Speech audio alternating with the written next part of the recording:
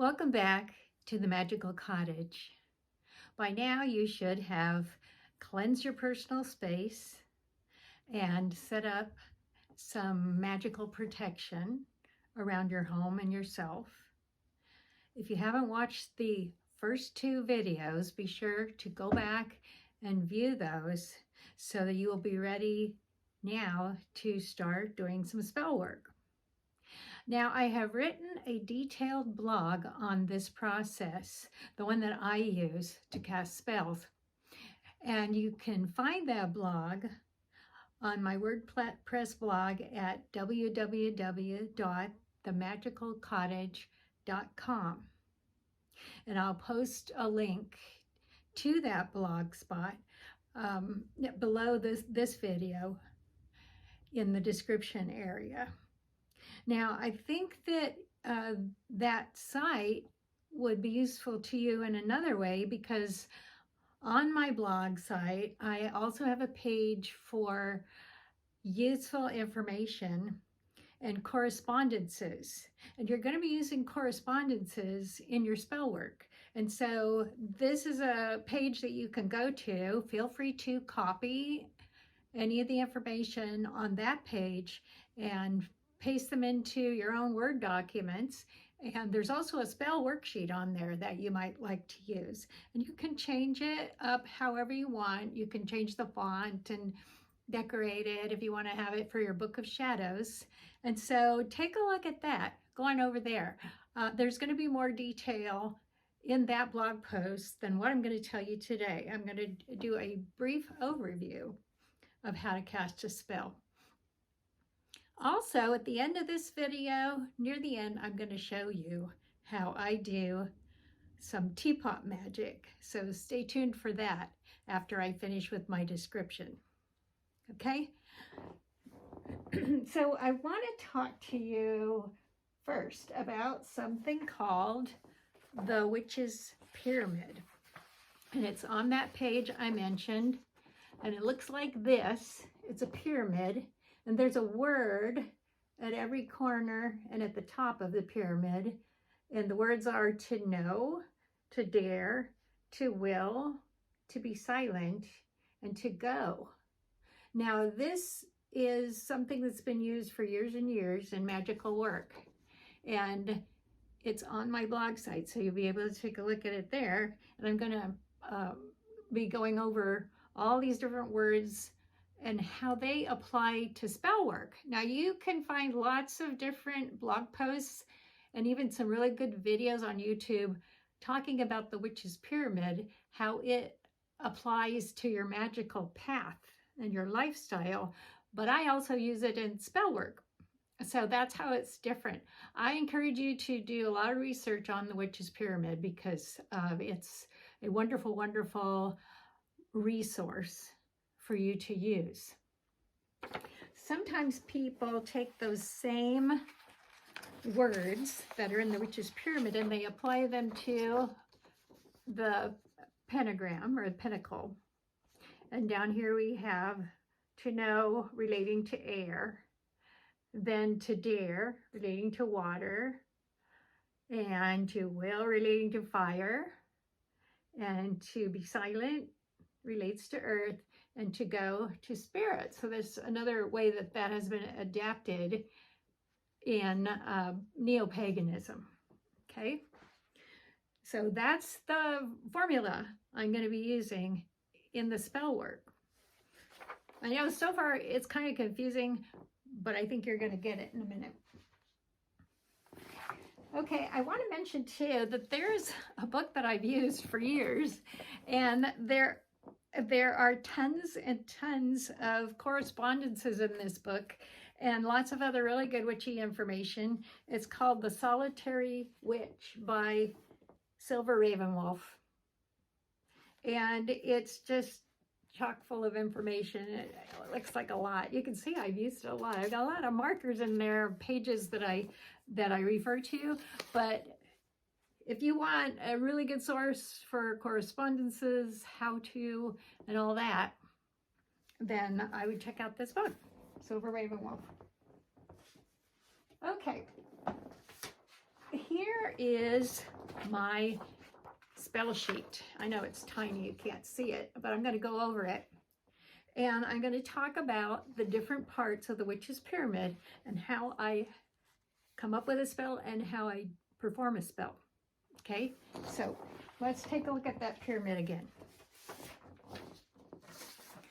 First we have to know, okay?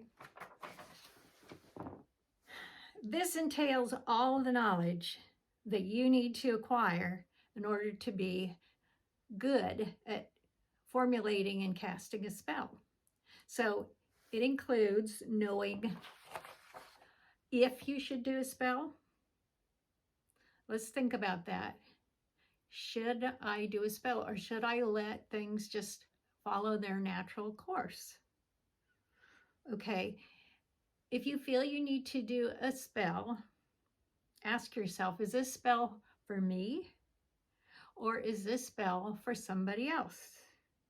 If it's for you and you want to do this spell, then you gotta go so far, a thumbs up. If it's for somebody else, then you need to get their permission, because if not, you're being manipulative. Even if you think it's for their own good, you're violating their free will. Now that's my philosophy. You're going to meet other witches that are going to tell you otherwise, but the way I look at it is karma is cause and effect. That's how it relates. And you can go ahead and do as you will, or do whatever you feel. That's what a lot of witches say. But this is the way I do it. Okay, some other people are going to tell you, oh, no, you don't have to worry about all that stuff. She told you, just do whatever you want to do. Okay, I've seen things go wrong, and I figured out why they went wrong. So just hear me out on this, and then you make your choices. Okay, so for instance, if you want to do a love spell to make somebody fall in love with you, then you're violating that other person's free will. Even if you think they like you, doing a spell on them is violating their free will. Think about being manipulated. If you don't like being manipulated, and being manipulated makes you angry, then that is the same effect that the spell work is going to have on this other person. They may feel stuck or tied, and they don't know why. So let things take their natural course where that's concerned. Now, later on, I'll show you some love spells that you can do to have a happy love life.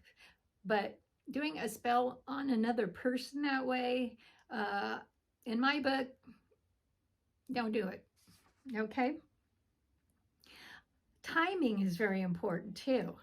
I don't do spell work when it's Mercury retrograde or when the moon is void of course. That kind of information is pretty easy to get. You could just do a simple search for the Mercury retrograde. And for the moon, it happens every time the moon changes signs. And if you get an app like iLuna, it tells you if the moon is void of course and when it's going to change into the next sign and be on course. And using the moon sign can be very valuable. You can harness those moon energies to help you in your magical work. Okay, so don't do magic when the moon's void of course. Don't do magic when there's a Mercury retrograde. Mercury is about communication, and in your spells, you want your message to get across. You want your communication to be good. And Mercury's not in control when it's retrograde. Same with the moon. When it's void of course, it's just can't do its thing. So let it move on into the next sign and choose a good sign. There's days of the week. Some days of the week are better for certain things. So do your research. That's what to know is all about. Knowing if you should do it. And then if you have some kind of reserves about it, maybe you're getting a yes, like you really want to do this spell for yourself, then you can use your pendulum or tarot cards or oracle cards to help you make a decision to decide if it's really something you want to go ahead with. Okay, so to know is all the correspondences, all the things you should and shouldn't do. And so there's a lot there to learn on the to know part. So you've decided what kind of spell you want to do. You got all your supplies together. You found correspondences. Maybe you want to use candles because you want to get some of that fire energy in there. You figured out what color candle you want to do because you consulted the color attributes and correspondence. So you're ready to go. You've written up the words. So on my spell sheet here, I have that you're going to put what the spell is for, what it's worked for, the recipient, yourself, or somebody whose permission you have, the date. The moon phase can be important, whether it's a new moon or a full moon. Generally, I don't do spell work when it's a dark moon. I do other things during that time. And then you can list your supplies on this sheet and state the procedure, what you're supposed to do exactly when you're doing that. And then there's a place down here to write the words. Now, the words are important. You want to phrase your petition, your request to the universe in a very positive way. You don't want to use euphemisms or expressions. In other words, you don't want to state something like, send me a shower of blessings. Okay, that word shower, the universe just is like a computer. It just takes you literally. Okay, it just delivers what you ask for. If you ask to win the lotto and you're waiting for buying your lotto tickets, you might just end up getting a child's lotto game or something because it said, oh, lotto. And energy follows the path of least resistance. So the easiest way for you to get what you asked for, that's how the universe is going to deliver it to you. Okay, so your wording is very, very important. And when people say, oh, I did a spell and it didn't work, usually it's because either their timing or their wording was off. And if it was just their wording, they probably did get results, but they didn't even notice it because they were expecting something else to happen. Okay, so you want the wording to be good.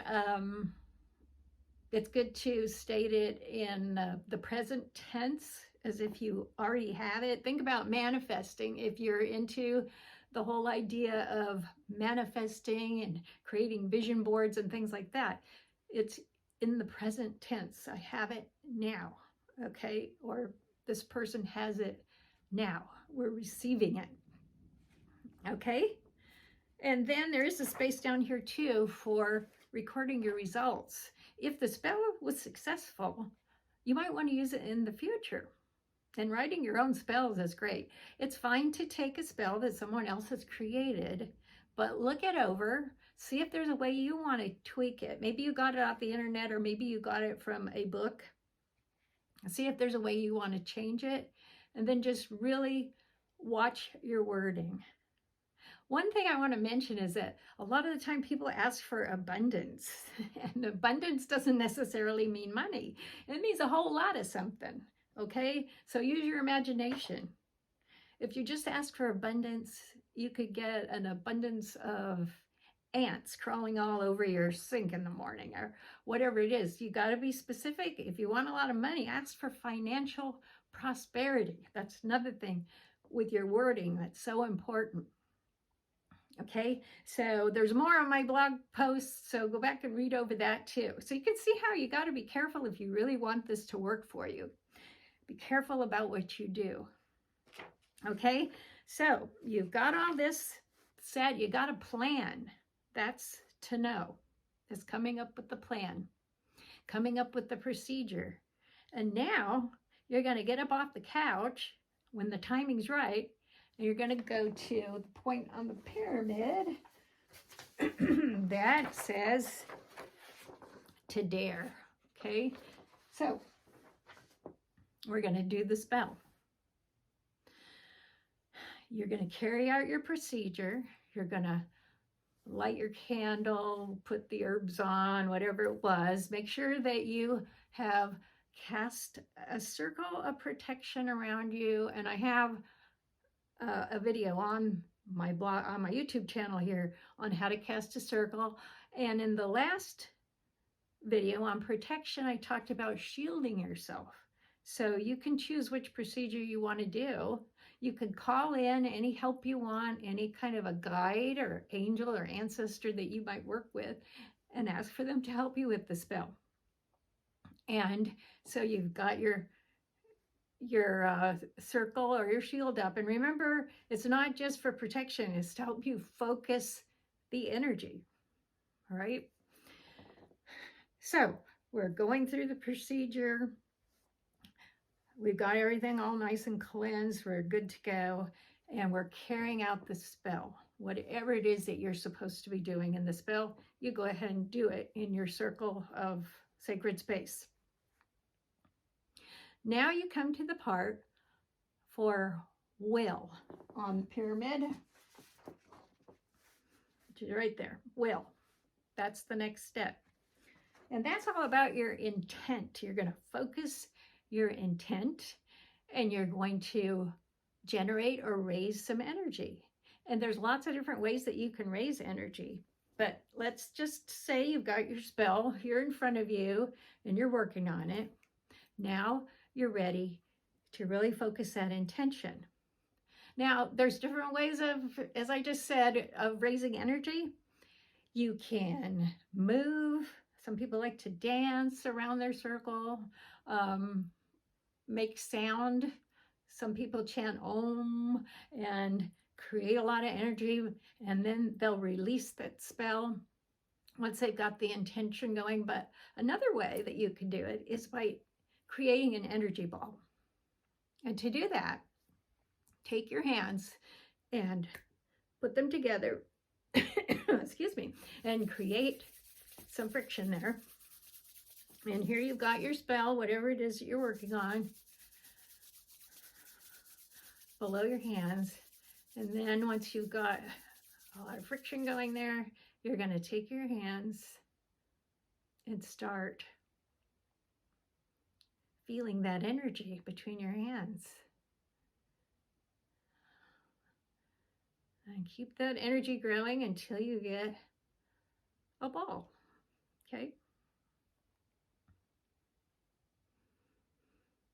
Now, this is when your wording is really important because you're going to state your intention. You can state your intention through a rhyme. And they say to bind the spell every time, let your words be spoken rhyme. For one thing about rhyming is that it sometimes makes it a lot easier to remember the words, and then you don't have to read things. But you might state your intention 3 times. And then you're going to look at that energy ball there, and you're just going to visualize the outcome that you want from your spell. I'd see it like it's a little scene going on inside a crystal ball, if you want. It's like spell-o-vision, right? You're just going to watch that happening and feel what it feels like to get what you want, to get positive results from this spell. And the emotions involved, and how your life is going to be so much better, or the life of that other person is going to be so much better. And then when you're ready, you can release that energy ball and send it off into the cosmos. And the spell is complete. Now, if you have a candle, you can set it somewhere where it can safely burn down. But otherwise, you just want to take down your circle or your shield, thank whoever it was that may have come to lend their energy, and thank the energies of all the supplies just give thanks and know that your work is going to turn out just great. Okay, you worked really hard for this spell. You know it's going to work out, and you trust and you have faith. Now we come to the part on keeping silent. For some people, that is really hard. But it's best to, if when you're doing your spell work, to do it in a place where people aren't going to come in and look at you and maybe give you a funny look, or you might tell somebody that you did this spell afterwards and have them go, and see, they're adding their own energy there. They're adding some doubt energy, or maybe they just would, their energy would just change the spell somehow. Don't talk about your spell work to other people, okay? You can record things in your book of shadows, and then you need to start watching for signs, anything that's going to indicate to you, opportunities, anything that's going to indicate to you that this spell is working, okay? If you're wanting a better job, you're still going to have to go out and do a job search, but the spell is going to help to give you more opportunities for that perfect job, okay? So keeping silent, very important. Don't tell anybody you did the spell. Sometimes people do spells together, and that's different. But this, in this case, especially if it's somebody that's not into magic, you don't want to tell them what you've done, all right? To keep silent. And then the next part is to go. Go about your business. Don't go back and think that you have to do the spell again, because you're taking it back when you do that, okay? Don't think you have to go back and revise it. Don't overthink it. You did it. You sent out the energy. So now let it go and do its thing. Okay? I hope that that was a good explanation to get you started. And as I said, please go and check out my blog post and my pages with my correspondences. And I will be posting and doing videos about other types of spell magic that you can do. For instance, candle spells and herbs and all of the different elements, using the 5 elements and all that. We're going to be exploring a lot of different types of spells that you could do in the future. But that's spell basics now. So stay tuned. Don't go away, because I'm going to show you a little spell that I have formulated on teapot magic. So here's my short little teapot spell.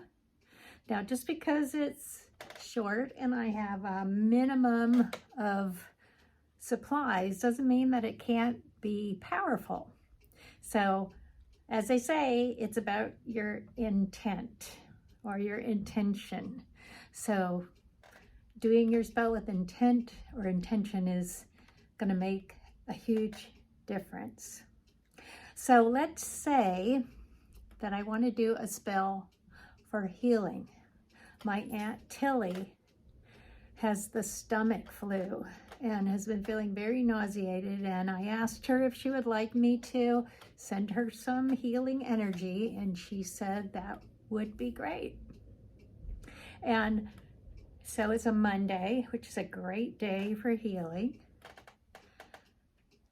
There's no Mercury retrograde going on, and the moon is in Cancer, which is ruled by the moon, and that governs the stomach. So that would be perfect timing.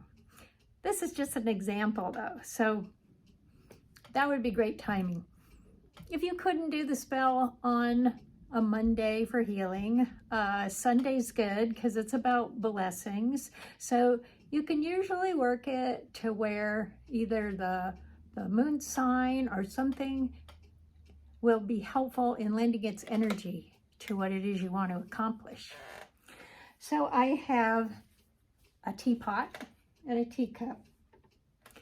And by the way, this is my little tea set, tea for one. And I got it from Mickey Mueller's Etsy store, and I just love it. It has fairies on it, but she has ones that have different patterns on them, different goddesses, and one that's really cool that has a cat on it, a black cat that I just love. But I am partial to fairies, so I got the one with the fairies. I'll post a link to her Etsy store below this video too, so you can go get one of her teapots if you want to, and look over some of her other amazing artwork. She also has a really cool YouTube video channel, so check out her videos. Lots of great stuff on there. So I've got my teapot. I have some tea brewing, and this particular tea has peppermint in it, which is really, really good for your stomach and very soothing. Okay, so brought that in here. That's all I'm going to need is my teapot, my tea, the herbs in the tea, and it's fine to get some kind of an organic tea mixture to use. That would be fine. I've got everything all cleansed. Okay, everything is good. And I think in this case, I will just put up a protective shield around myself.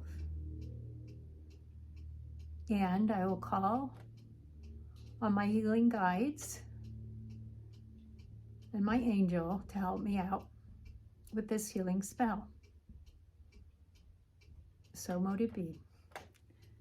Now I will pour some of the tea.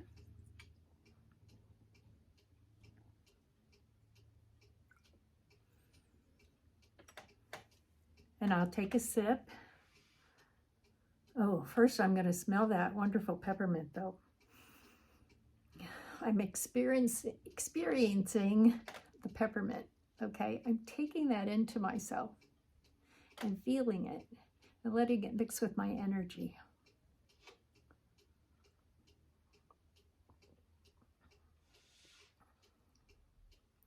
And now that minty taste.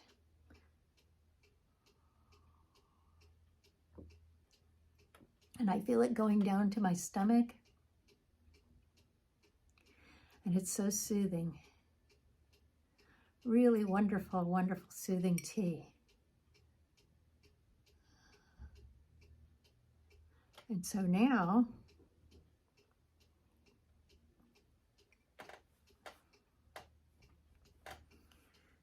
I've got the herbs down there. And I'm going to create an energy ball.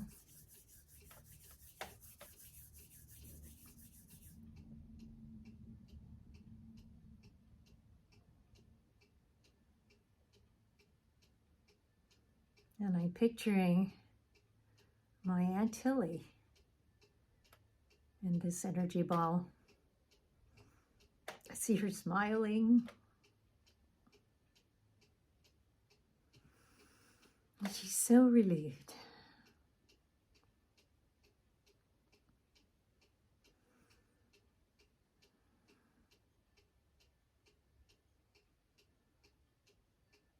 And I'll speak these words 3 times now. My intent. My great Aunt Tilly is feeling well. My stomach feels great, I hear her tell. My great Aunt Tilly is feeling well. My stomach feels great, I hear her tell. My great Aunt Tilly is feeling well. My stomach feels great, I hear her tell. And I see her there. Peace and calm. And now I send that energy ball out into the cosmos to do its healing work. I thank my healing guides and my angels. I thank the peppermint, the water, the tea, for helping me in this healing spell.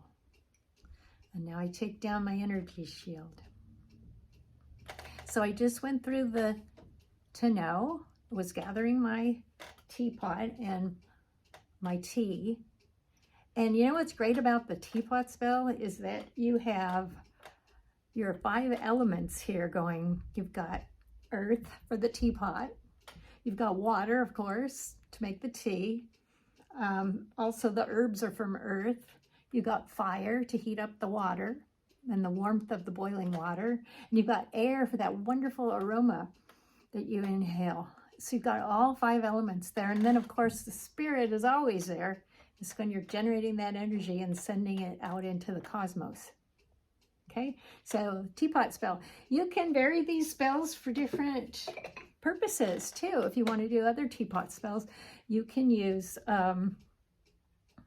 perhaps some chai tea, some spicy thing. If you're going to have a fun date coming up and you just want to have a really good time and maybe create a romantic atmosphere with your fiance or somebody, you could do the same thing and send a little bit of energy to the date that's coming up. There's lots of different things. Once you learn the correspondences, then you can do all sorts of things. So have fun with that teapot spell. That's a pretty easy one, and it's a good beginner spell. So be sure to like this video if it helped you at all, and subscribe to my channel. And then don't forget to go to www.themagicalcottage, and magical has a K in it too, besides a C. And subscribe to my blog too, and I'll be talking to you soon. Blessed be. Oh, and by the way, I don't have a great Aunt Tilly, so I did keep silent. I wasn't telling you about my spell, so make sure that you don't forget that part. So now I'm gonna go. Bye.